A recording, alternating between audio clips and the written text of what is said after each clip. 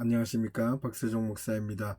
2020년 9월 23일 수요 예배 또 우리가 함께 말씀을 나누겠습니다. 오늘은 참된 예배의 그 세 번째 시간, 청교도 시대와 근대의 예배에 대해서 말씀을 우리가 함께 나눠보도록 하겠습니다. 그동안 우리가 신약과 구약 시대의 예배 방식과 초대교회 그리고 중세교회까지 예배 방식을 우리가 살펴보았습니다. 오늘은 그 청교도 시대의 예와 근대 시대 때 예배를 어떻게 드렸는지 그 역사를 오늘 함께 살펴보겠습니다. 오늘 이 시간도 상당히 중요한 우리 예배의 역사 가운데 한 획을 끊는 그런 중요한 내용이 있습니다. 여러분 귀담아서 잘 시청해 주시면 감사하겠습니다. 오늘 말씀도 예전에 지난 3주 동안 연속해서 일어났던 말씀드렸던 로마서 12장 1절에서 3절 오늘 말씀을 함께 한 번 더 읽고 오늘 청교도 예배를 어떻게 드렸는지 청교도 시대 때 그 상황을 살펴보도록 하겠습니다. 그러므로 형제들아 내가 하나님의 모든 자비하심으로 너희를 권하노니 너희 몸을 하나님이 기뻐하시는 거룩한 산제물로 드리라. 이는 너희가 드릴 영적 예배니라. 너희는 이 세대를 본받지 말고 오직 마음을 새롭게 함으로 변화를 받아 하나님이 선하시고 기뻐하시고 온전하신 뜻이 무엇인지 분별하도록 하라.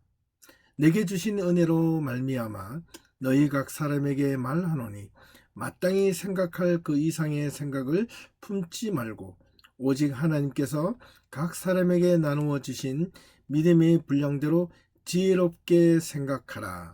아멘. 역시 3주 연속 계속해서 똑같은 본문을 읽고 있지만 이 내용을 읽어보면 읽어볼수록 너무나 중요한 사도 바울의 메시지입니다. 너희가 드릴 영적 예배는 합당한 예배는 우리가 거룩한 산제물로 드릴 수 있는 예배가 될 수 있기를 소망합니다. 오늘은 그 세 번째로 청교도 예배에 대해서 우리가 함께 살펴볼 텐데요. 청교도 시대 때에는 예배를 어떻게 드렸는지 우리가 그 이면을 한번 살펴보겠습니다. 청교도주의, 먼저 퓨리탄리즘이라고 하는데요. 청교도주의란 무엇인가에 대해 살펴보겠습니다. 종교개혁 이후에 근대에 이르기까지 이 청교도 예배의 가장 큰 전통과 특징이 두드러지게 나타나는데요. 청교도주의란 무엇인가 이것에 대해서 한번 살펴보겠습니다.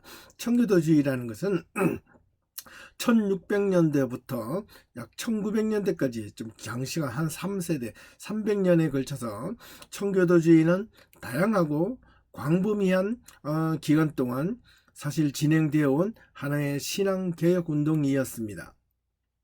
대략 한 1570년에서부터 후반부터 1580년, 뭐 학자들마다 약간의 격차가 있긴 하는데요. 특별히 1570년대 후반과 1580년대 초반에 활동한 리차드 그린햄이라는 그 다음에 리차드 로저스라고 하는 이 두 인물이 기원한다고 학자들은 이야기하고 있습니다. 영국 청교도주의자들은 영국 국교회, 즉 다시 말하면 앵글리칸 처치를 의미하죠. 영국 국교회와 개혁가들이 마땅히 종교개혁 이후에 해야 될 계획을 충분히 이행하지 않았다고 생각해서 그들은 종교개혁의 지속적인 계획을 희망하여 특별히 로마 교회의 전통을 거부하고요.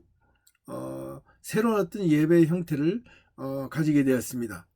그것을 희망했기 때문에 종교개혁을 지속적인 개혁을 희망했기 때문에 로마 개혁 전통의 영향으로 다시 혼란스러워진 이 교회를 완전히 순화하려고 노력했던 인물, 첫 번째 인물이 바로 리차드 그린햄과 리차드 로저스라는 겁니다.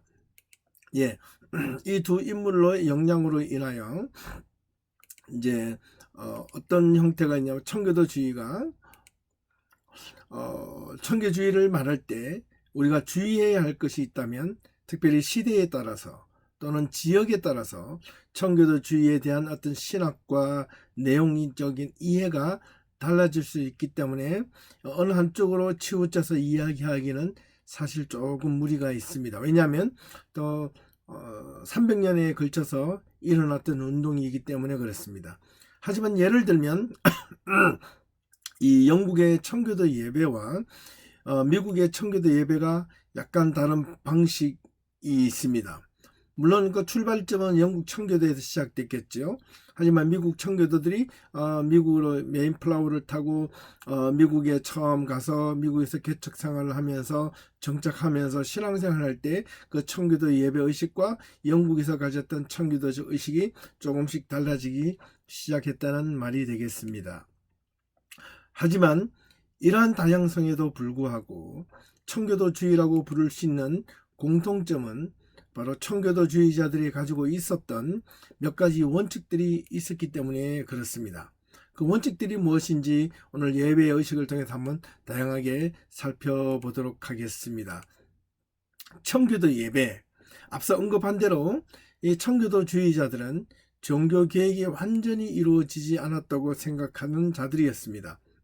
그래서 그들에게 종교 개혁은 여전히 진행 중이었고 보다 개혁의 정신에 맞는 종교 개혁이 이루어져야 한다는 생각을 가지고 있었기 때문에 급진적인 종교 개혁자들의 정신과 어찌 보면 그 맥락을 같이 한다고 볼 수 있습니다. 이 급진적인 종교 개혁가들이라는 것은 마르틴 루터와 함께 종교 개혁을 처음 시작했지만은 토마스 민처라든가 그 당시의 종교 계획을 완전히 시대와 정치와 사회를 모조리 다 뒤엎자는 그런 어떤 급진적인 종교 개혁자들과 어떻게 보면 맥락은 같이 했다고 볼 수 있습니다. 하지만 그들은 청교도주의자들은 자신들이 그런 어떤 급진적인 종교 개혁주의자들과 다르다라고 이야기합니다. 왜냐하면 자신들의 개혁 모델을 급진적인 종교주의자들에서 찾은 것이 아니라 바로 이 켈빈의 정신에서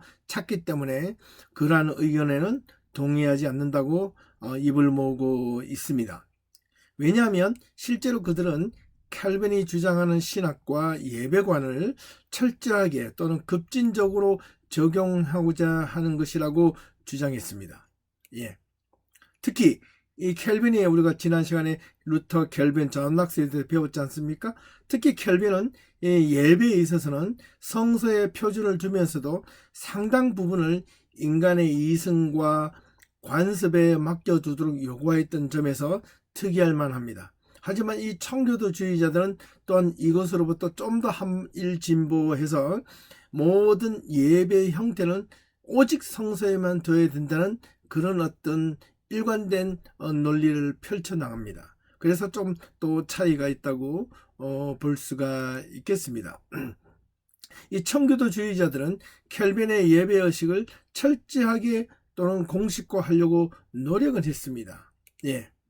이런 점에서 이 청교도주의자들은 이 급진적인 종교 개혁주의자들과 다르다라고 스스로 이야기합니다.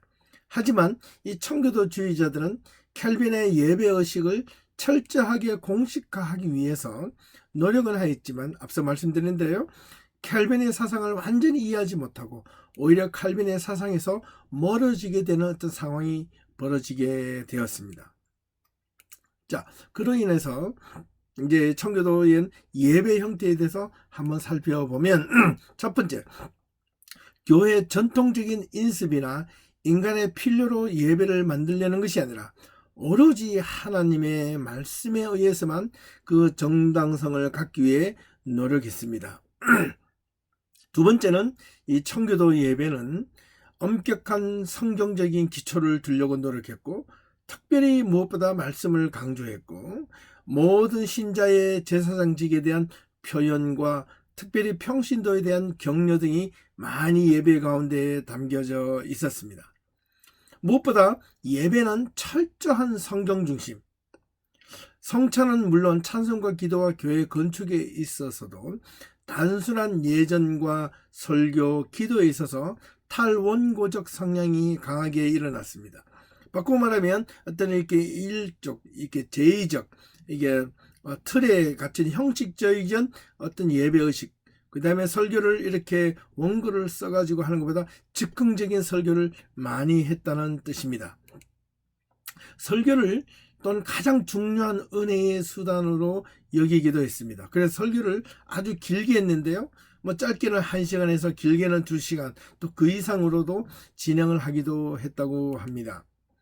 설교의 특징을 잠깐 살펴보면 매스미디어와 시민교육 역할과 병행해서 연속 설교의 구절마다 해석, 강해 설교 같은 거요. 그 다음에 검은 가운과 높은 강단에서 설교했습니다. 목회자들이 검은 가운을 입고 꼭 설교를 했죠. 여기 매스미디어와 시민교육 역할이라는 것은 예를 들면 설교를 통해서 여러 가지 세상의 소식들이라든가 세상에도 필요한 이야기들을 주고받는 어떤 그런 통로로도 사용이 되기도 했었다는 겁니다. 그리고 설교 말씀을 전할 때 성경 내용을 조목조목 구절구절마다 해석을 덧붙였다는 것입니다. 네. 이런 예배의 방식들이 청교도 예배인데 특별히 성경을 기반으로 한 예배 개혁이 일어났는데요. 그 예배 형식이 어떻게 이루어졌는지 한번 살펴보도록 하겠습니다. 종교개혁가들은 분명 이 예배에 대한 모든 결정은 성경을 기준을 통해서 준비하였다고 했습니다. 네, 이런 중세교회가 만들어 놓은 미신적인 것이나 인간의 공로 사상을 부추기는 잘못된 예배의식을 바로잡기 위함이었지만 성경이 모든 예배에 관한 내용을 지시하고 있다고 생각하진 않았습니다. 누가요? 종교개혁가들, 초기 종교개혁가들입니다. 하지만 이 청교도주의자들은 생각이 달랐습니다. 켈빈보다 훨씬 급진적인 행보를 보이며 오히려 성경 안에 자신들이 드려야 할 최고의 예배 기준이 다 들어있다고 보았기 때문에 거기서 찾아낼 수 있다고 생각했습니다. 그래서 청교도주의자들은 무엇보다 하나님께서 성경 속에 자신이 원하시는 예배의 형태를 다 정해 넣었다고 믿었습니다. 그래서 영국 청교도 정신을 반영하고 있는 특별히 이 웨스트민스터 신앙 고백 가운데 그 내용 가운데 이런 내용이 있습니다. 하나님께서 받으실 수 있는 예배의 방법은 하나님 자신에 의해 정해진다. 그리고 이어서 하나님께서는 성경에 규정되지 않은 어떤 다른 방법에 따라서도 예배를 받으실 수 없다라는 그 신앙 고백 가운데 내용이 들어 있습니다. 이는 이 청교도주의자들의 강력한 요구에 의해서 이 웨스트민스터 신앙 고백 속에 들어가게 된 것입니다. 자, 이 정도의 상태로 본다면 이 청교도주의자들이 얼마나 성경 중심으로 형식과 어떤 제의적 형태보다는 말씀 중심으로 이루어졌는가를 알 수 있습니다. 다섯 번째, 청교도들의 예배는 영국 국교회, 특별히 앵글리칸 철치에 남아있는 카톨릭적 요소와 인간의 전통을 거부하게 되었고 교회 전통을 통해 전수되어 왔던 모든 예배 형식을 철저하게 배제하도록 만들었습니다. 결과적으로 찬양과 기도 그리고 말씀으로 이어지는 단순한 예배에 집중하게 된 것입니다. 예, 이 청교도들의 예배는 왜 앵글리칸 철치, 영국 국교회죠?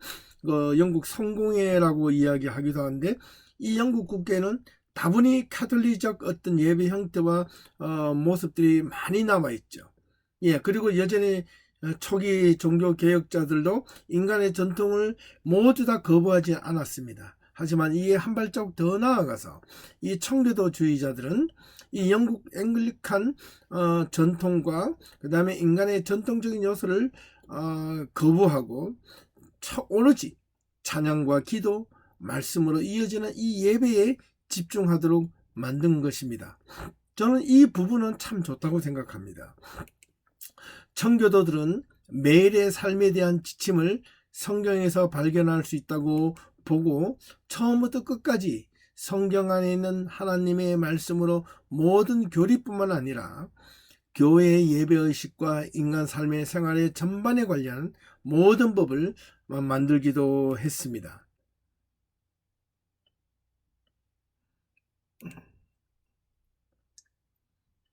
네 번째, 주일에 대한 이해가 청교도 주의자들에게 이제 필요합니다. 어떤 것이 있는지 한번 살펴보도록 하겠습니다. 청교도 예배의 또 다른 특징이 있다면 바로 예배에 대한 이해입니다. 초대 교회에서 가장 중요한 문제 가운데 하나가 바로 안식일에서 주일로 예배를 바꾸는 것이었습니다. 초대교회는 하나님께서 천지를 창조하시고 7번째 날에 안식하신 날보다 그리스도께서 부활하신 날을 더욱 중요하게 생각했기 때문에 그렇습니다.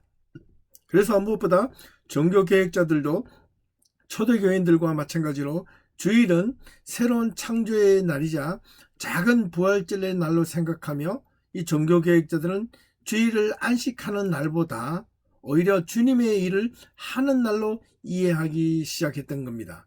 하지만 이 청교도주의자들은 오히려 하나님의 선택된 백성으로 생각하면서 주일의 개념을 안식일의 개념으로 다시 바꾸어 버렸습니다. 그래서 안식일은 토요일인데 안식일을 지키지는 않았지만 주일의 개념을 안식일로 생각하게 된 것입니다. 그래서 주일에서는 무엇을 해서는 안 되며 무엇을 사 먹어서도 안 되는 이 주일 성수 개념이 여기서 구체적으로 시작된 것입니다. 오늘 우리 교회에서도 이런 개념들이 불과 한 10년, 20년, 30년 전만 해도 우리 한국 사회에 있는 그 교회에서는 상당히 뿌리 깊게 자리 잡고 있었습니다. 저도 어릴 적에 저희 집에서 교회까지 조금 거리가 되어 있는데요. 절대로 버스를 타거나 차를 타고 교회를 가서는 안 되었습니다. 그래서 어떻게 했냐면 교회 가기 전까지 걸어가야 됩니다. 한 15분, 20분 이상을 걸어가야만 됩니다. 교회를 해서 걸어갔다가 걸어오는 그런 형태로 우리가 많이 어릴 때부터 주일 성수, 거룩한 개념, 주일은 돈과 어떤 음식과 이런 것을 사용해서는 안 된다는 개념으로 많이 이어져 왔던 것이 바로 이런 역사적 배경이 한국 사회에서 뿌리 깊게 내려지게 된 원인이 있습니다. 그 다음에 우리가 또 살펴봐야 될 부분은 주일이 안식일 개념으로 바뀌어지면서부터 성례전에 대한 의미가 이제 약화되기 시작합니다. 그래서 성만찬이 점점 교회에서 사라지기 시작하게 된 원인도 바로 여기에 있습니다. 예전에는 근대 청교도들이 주일에 대한 이해를 바꾸기 전까지는요, 매 주일마다 성찬식을 했었다는 사실입니다. 왜냐하면 우리 그리스도인의 공동체는 예수 그리스도의 십자가의 죽음과 그런 부활, 이 두 가지가 반드시 있어야 되기 때문에 그 예배 가운데서는 반드시 성만찬이 필수적으로 들어가게 된 것입니다.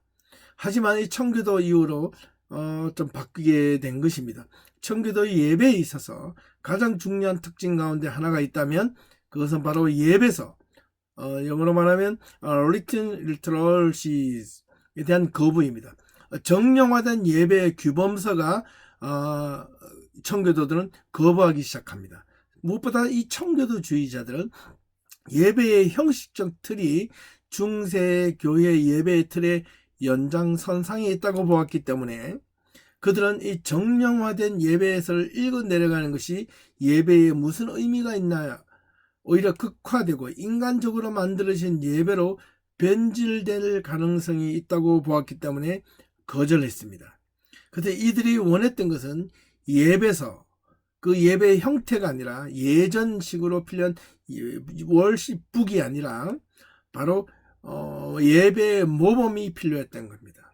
예배를 위해서 필요한 것들, 예배를 위한 규칙과 규범만 정해놓은 것인데 이것이 1644년에 완성되어 1645년에 공식적으로 통과된 것이 바로 웨스트민스터 예배 모범서입니다.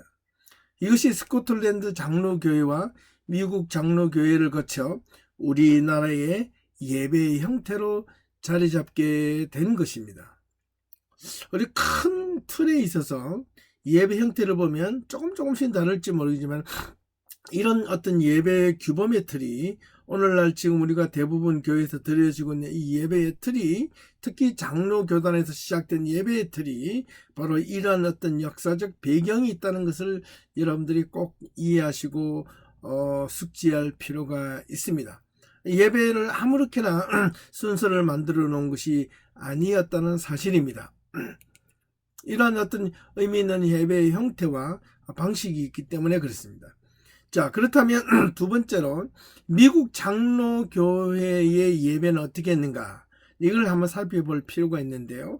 근대에 들어와서 많은 다양한 어떤 예배 형태가 각자의 방식대로 흩어지기 시작했는데, 이거를 다 살펴보려면 끝이 없습니다.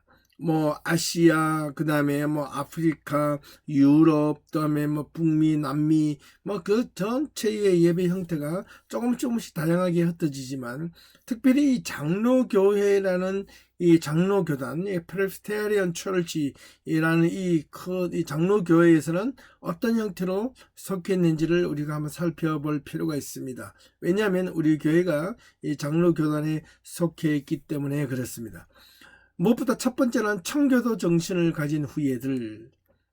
장로교회, 세계 장로교회는요, 특별히 크게 두 가지로 흐름이 있는데, 그 첫 번째는 유럽 대륙 중심으로 칼빈이즘, 켈빈 전통주의의 개혁교회라는 이름으로 생겨진 장로교단입니다.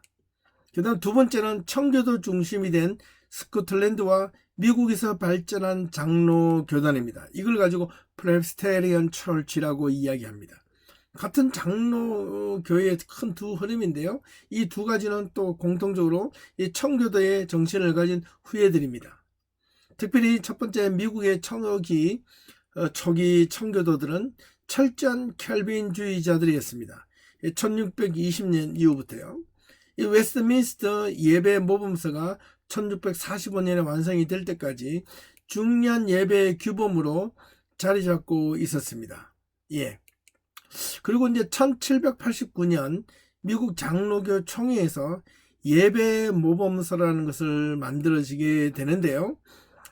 이 미국 장로교회 역시 청교도의 후예로서 예배서가 아닌 예배 모범을 예배 문서로 채택하였던 점이 조금 특이한 점입니다. 이는 미국 장로교회가 웨스트민스터 예배 규범과 큰 차이가 없다는 점이 아주 특이할 만한 사실입니다. 그러므로 미국 장로교회는 청교도 정신과 종교개혁자들의 정신을 따르고 있음은 분명합니다. 네. 이런 사실들에 의해서 미국의 장로교회가 생기는데, 그 다음에 두 번째가 이제 1800년대죠. 예, 1700년대 이후에 1800년대 미국의 대각성 운동이 일어나게 돼 18세기에 대각성 운동과 새롭게 등장하게 된 예배가 나타나기 시작합니다. 미국 사회에서 미국 장로교회 예배 발전에 있어서 경건주의가 또한 빼놓을 수 없습니다. 이 경건주의는 유럽에서 인문주의가 만들어낸 유럽 대륙을 중심으로 한 종교 각성 운동이었습니다. 특별히 유럽발 경건주의 영향으로 미국의 대각성 운동에 엄청난 영향을 주기 시작합니다. 미국 대각성 운동은 1720년부터 시작된 종교갱신 운동이었는데, 뉴 잉글랜드 지역에서부터 활동하던 조나단 에드워드와 조지 휘필드 등에 의해서 1739년에서 41년경에 정점을 이뤘던 이 대각성 운동이었습니다. 이 대각성 운동은 대부분 이 감정적인 격앙을 일으키며 개인적인 것이나 비지성적인 경향이 나타납니다. 왜냐하면 기도하다가 신비적이고 방언이 터지고 여러 가지 어떤 환상을 보고 이런 역사들이 일어났다는 거죠. 예. 그렇기 때문에 감정적인 부분에 치우쳐졌고요. 특히 또 예배의 또 은혜가 받는 형태가 개인적이고 비지성적이고 비이성적인 어떤 경향이 나타나기 시작했던 단점이 있습니다. 하지만 18세기 대각성 운동이 미국 동부 지역에서 이루어진 종교 운동이었다면 새롭게 등장한 예배가 나타나는데, 그거는 바로 19세기부터 이 부흥 운동이 일어나기 시작하는데요. 그 부흥 운동은 동부 지역에서 일어났던 운동과 다르게 서부를 향하여 나아가는 이 개척자들에 의해서 이루어진 개척지 또는 지역 변경과 관련된 신앙 개혁 운동이었습니다. 당시 미국의 개척지는 많은 사람들이 이 띄엄띄엄 흩어져 살고 있었기 때문에 예배를 제대로 모여서 드릴 수가 없었습니다. 이때부터 나타났던 어떤 목회자들이 이 순회 목회자, 순회 전도자 이런 식의 어떤 형태의 사역자들이 나타나기도 했었고요. 이렇게 제대로 예배를 드리지 못할 형편이 되었기 때문에 개척지에 있던 사람들이 어느 일정한 시간에 한 곳에 모여서 여러 날을 보내면서 성경 공부도 하고 세례도 받고 그 다음에 성만찬도 하게 된 것이 바로 개척지 예배였습니다. 동부에서 서부로 점점 이렇게 발전해 개척해 나가면서 많은 이 미국 그 파이오니아 개척자들이 청교대 정신을 가지면서 하나님 앞에 예배를 드리고 했지만 너무 멀리 떨어졌기 때문에 예배를 한꺼번에 매주 드릴 수가 없었습니다. 그래서 일정한 시간에 약속을 하고 한꺼번에 같이 모여서 예배를 드리며 성경 공부도 하고 세례도 받고 성만찬을 하게 되는데, 이러한 날들이 단 하루 만에 그치는 것이 아니라 여러 날에 걸쳐서 이렇게 깊게, 또 언제 그것을 다시 할 줄 또 기약 없이 또 한동안 오래 떨어져 있어야 하기 때문에 여러 날 한꺼번에 그렇게 예배를 드렸다고 합니다. 자, 이런 상황을 우리가 쭉 살펴보면 이 미국의 대각성 운동과 새롭게 등장한 예배 속에 이 개척지 예배의 특징은 우선 예배가 성례전을 받기 위한 예배였습니다. 아까 성찬식이라고 말씀드렸죠. 대부분 야영 집회를 많이 했는데 많게는요, 이 숫자를 보니까 엄청나요. 1만에서 2만 5천 명까지 많은 사람들이 이 바깥에서 모여서 숙식을 하며 성경 공부도 하고 말씀을 들었다는 겁니다. 그 당시만 해도 2만 5천 명, 10,000명이 들어갈 만한 그런 공간이 있었겠습니까? 그렇기 때문에 대부분 야외에서 진행이 됐겠죠. 개척지의 예배는 무엇보다 평신도 예배 지도권이 보장되었고 초교파적으로 이루어졌으며, 또한 성찬과 세례를 언제나 마지막에 시행되었습니다. 그래서 또한 새롭게 등장한 부흥운동이 이제 일어나게 되는데요. 바로 장로교 예배의 정체성에 상당한 의문을 다시 던져주기 시작했습니다. 이 장로교 예배의 전통 방식이 이렇게 해도 되는가? 개척지 예배의 방식이 또 장로교의 예배를 새롭게 또 이렇게 각성시키는데 좋은 또 각성제 역할을 하게 된 것입니다. 이러한 새로운 부흥운동이 지향하는 예배는 청교도 예배와도 많은 차이를 다시 또 보여주게 되었습니다. 1824년 장로교에서는 안수받은 뉴욕 북부 부흥 집회를 인도한 이 핀이라는 이 목사가, 찰스 핀인데요, 부흥 집회에서 입증된 여러 방법을 정리하여 새로운 예배 의식을 만들면서 기존의 장로교 예배에 대한 예배 방식의 의문을 제기하기 시작합니다. 그리고 청교도주의 예배의 원칙을 거부하기 시작합니다. 이후에 미국 장로교회는 그래서 신파, 이 핀이를 중심으로 하는 신파주의자들과 청교도주의 예배 원칙을 지켰던 구파주의로 나누게 되었고, 그래서 교회가 분열되기 시작합니다. 그 이후에 18, 19세기 이후에 다양한 교파와 교단들이 생겨나게 되는데, 그것은 바로 오순절 침례교, 그 이후로부터 19세기 이후부터 여러 가지 이단들이 여러 모양으로 형태로 나타나기 시작합니다. 예. 여기까지 우리가 잠시 살펴보았는데요. 이제 결론을 한번 잠깐 내어보겠습니다. 영국 청교도주의자들의 신앙에서 우리가 배울 점이 있다면 무엇이 있을까? 그것은 바로 이들은 모든 예배와 삶의 중심을 성경으로 돌아가고자 했던 것입니다. 저는 이 부분은 꼭 우리 신앙인들이, 우리 성도들이 꼭 좀 배웠으면 좋겠다는 생각을 가져봅니다. 그들의 삶의 전부를 하나님의 말씀 중심으로 살려고 했던 것입니다. 자기 삶에 힘든 것이 있거나 고난이 있거나 기쁨이 있거나 모든 삶의 전부를 하나님의 말씀으로 살려고 했다는 것입니다. 이 성경 중심이라는 것은 하나님의 말씀을 알려고 무진장 노력했다는 겁니다. 예. 그래서 우리 성도들은, 우리 교회의 성도들은 제가 가능하면 성경 말씀에 대한 그 프로그램을 많이 오픈하려고 합니다. 한번 생각해 보십시오. 제가 지금 지난 2014년에서부터 아마 시작했을걸요. 예, 봄과 가을로 예, 항상 1년에 2번씩 성경 강의 세미나를 오픈했습니다. 비단 우리 교회뿐만 아니라 이 토론토 지역에 있는 모든 성도들이 하나님의 말씀에 갈급해서 배우고자 하는 사람들은 누구나 참여할 수 있도록 만들어 드렸습니다. 그래서 예, 지금 벌써 12번, 한 13번째 진행이 되었습니다. 어떤 해에는 뭐 똑같은 것을 2번, 3번씩이나 한 적도 있었습니다.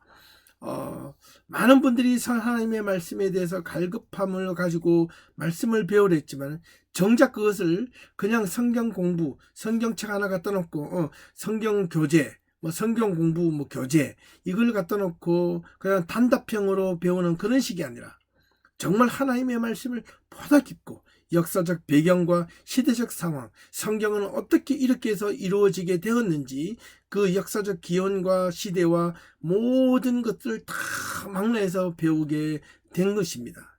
많은 성도들이 배우게 되었는데요. 제가 조금 아쉬움이 있다면 하나님의 말씀을 배웠다면 우리의 삶이 무엇인가라도 달라져야 된다는 겁니다. 달라지지 않는 하나님의 말씀을 배우는 것은 무의미합니다. 하나님의 말씀이 내 가슴에 들어와서 내 삶에 인격적 변화가 일어나야 된다는 겁니다. 이 청교도주의자들은 바로 그것을 원했던 것입니다. 오늘 21세기를 살아가는 모든 성도들이 여기에 집중할 필요가 저는 있다고 생각합니다. 그리고 형식적이고 의미 없는 예배 형식을 제거하고 오로지 순수한 신앙을 갖기 위해 이 청교도주의자들은 예배의 가운데 적용하려고 노력했다는 사실입니다. 두 번째는 청교도주의자들이 예배 형태를 주일에서 안식 개념으로 바꾼 이유와 그 영향은 어떠했는가라는 겁니다. 이게 긍정과 부정적인 부분이 있는데요. 오늘날 우리 주변의 모든 대부분의 교회 형태는 이 청교도주의자들의 예배 형태를 많이 받고 있었습니다. 단적으로 말씀드렸죠. 안식일을 개념으로 바꾸면서 주일 성수라는 개념, 또 주일이라는 개념도 버리지 않았지만 이 안식일이라는 개념, 주일 성수라는 개념으로 저희들 어릴 때는 뭐 가서 사 먹지도 뭐 일하지도 버스 타지도 못하고 항상 이렇게 주일날은 어느 일정하게 모든 것을 경건하게 보내야 되는 그런 날로 배웠다는 겁니다. 근데 지금 또 많이 바뀌었죠. 언제부턴가 그것이 새롭게 바뀌어지게 된 것은 분명합니다. 이 두 번째 주일이라는 이 개념과 안식일이라는 이 개념에서 말입니다. 세 번째는 이 19세기 미국에서 새롭게 등장하게 된 예배 모임, 특별히 한 가지 예를 들자면 이 개척지 예배라는 것이 있었다 그랬죠. 이 개척지 예배를 통해서 그 개척지 예배를 드리는 모습을 보면서 지금 우리 상황에서 우리가 교회가 드려야 할 예배의 어떤 모습은 없는가라는 겁니다. 특별히 이 코로나19로 인하여 우리 예배가 지금 대면 예배, 오프라인 예배를 드릴 수 없는 상황과 한번 비교해 보시면 우리 예배는 과연 이런 미국에서 개척지 예배의 모습을 통해서 어떤 것을 비교해 보면 우리는 예배는 어떻게 드려야 되는 것이 합당한 것인가? 예, 그들은 예배를 드리고 싶어도 드릴 수 없는 상황에 있을 때 정말 예배 한번 드리기 위해서 먼 곳에서까지 다 모였다는 사실입니다. 야, 지금은 시대가 많이 바뀌었죠. 예, 21세기 시대는 이 인터넷 시대, 네트워킹의 시대이지 않습니까? 그러면 이 시대에서 우리가 지금 드려야 될 예배는 미국 개척자들이 드렸던 이 개척지 예배는 아닐지라도 예배의 중심, 예배를 드리고자 하는 그 마음과 간절함이 있는 그 자리, 저는 지난 거의 한 달 동안 예배에 대해서 의미 있게 설교를 드리고 있는데요. 말씀을 전하고 있는데 예배는 어떤 것입니까? 바로 내가 그 있는 자리, 하나님의 말씀이 있는 자리, 내가 구분된 자리, 시간을 구분해서 장소를 구분해서 하나님 앞에 의미 있게 드려지는 그 예배의 자리가 바로 진정한 예배의 자리라고 말씀드렸습니다. 하지만 그렇다고 우리가 함께 모여야 되는 이 공동체 예배가 필요 없다? 그것도 아니라 그랬죠. 왜? 초대교회에서 가졌던 그 예배, 공동체 예배에서는 분명한 어떤 하나님의 약속하신 또 하나님께서 명령하신 이유가 있습니다. 그래서 예수님께서 베드로에게 내가 너에게 교회를 세우겠다. 교회란 의미가 뭐냐? 두세 사람 있는 곳에 내가 너와 함께 하겠다. 예, 하나님께서 약속하신 그 공동체의 개념을 잊지 말자는 것이었습니다. 네, 지금까지 오늘은 이 청교도 신앙애들이 드렸던 예배의 방식과 그 다음에 미국 장로교에서 드려졌던 예배의 역사적 흐름을 살펴보았는데 조금 어려우실 수도 있습니다. 아닙니다. 어렵지 않고 한 번 더 여러분들이 좀 궁금하시면 한 번 더 돌려서 처음부터 들어보시면 이 청교도 예배와 미국 장로교의 형식적인 예배가 오늘 우리가 드리고 있는 이 예배의 방식과 얼마나 유사한지를 여러분들이 아시게 될 것입니다. 그런데 이제 다음 주에 마지막으로 20세기에 들어와서 이 예배 방식이 어떻게 이 한국 교회에서는 따라하기 어느 예배의 전통을 모방하고 따라가게 되는지를 그 역사적 배경을 살펴보고 마지막 예배는 어떻게 드려야지 참된 예배인가를 이 바로 요한복음 4장에 있는 말씀을 통해서 살펴보고 마지막 결론을 내어보겠습니다. 감사합니다. 수고하셨고 다음 주를 또 기대하면서 남은 한 주간 여러분들 믿음으로 하나님 은혜 가운데 말씀으로 승리할 수 있기를 진심으로 소망합니다. 감사합니다.